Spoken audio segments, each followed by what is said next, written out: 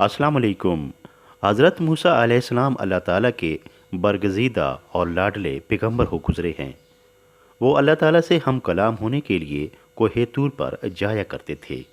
एक दिन आप जा रहे थे कि रास्ते में एक शख्स मिला और कहने लगा, या नबी अल्लाह, मेरे पास मालो दौलत के अंबार लग चुके हैं, जिन्हें संभालना अब मेरे लिए मुश्किल से मुश्किल होता जा रहा है।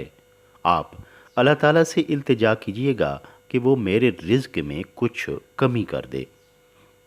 हज़रत मूसा अलैहिस्सलाम ने इस अनोखी फरमाइश पर ताज्जुब का इजहार किया और फिर अपने उम्मती को तसल्ली देते हुए आगे बढ़ गए।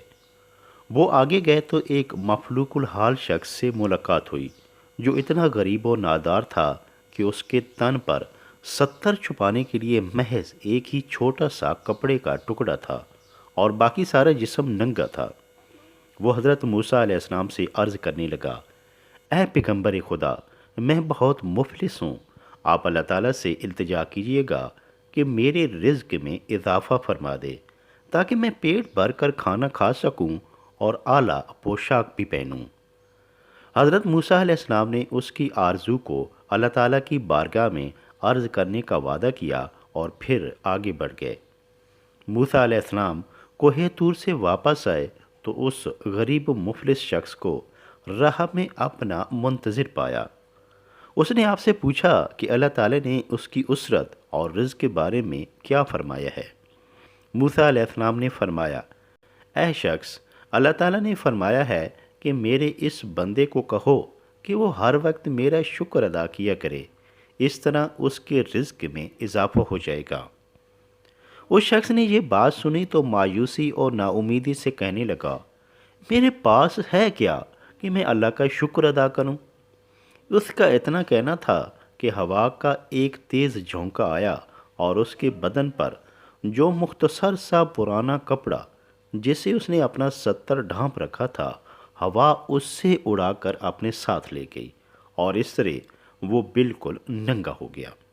यूं नाशुक्री की आदत ने उसे बिल्कुल कंगाल कर दिया कि अब अपना सतर छुपाने के लिए भी झाड़ियों में छुपता फिर रहा था।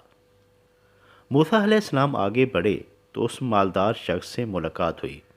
आपने उस शख्स को फरमाया कि मैंने तुम्हारे मसले के बारे अल्लाह ताला से पूछा तो खुदावंद करीम ने फरमाया कि इस बंदे को कह दो मेरा शुक्र अदा करना कम कर दे, इस तरह तुम्हारी दौलत कम होती चली जाएगी।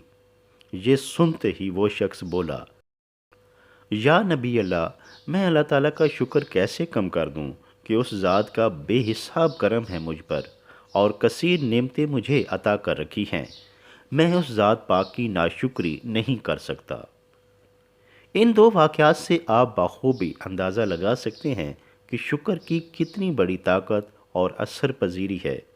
अगर आप कामयाब बनना चाहते हैं, मालदार और दौलतमंद बनना चाहते हैं, तो शुक्र की नेक आदत को अपना लें। हर हाल और हर वक्त अल्लाह ताला का शुक्र अदा करें।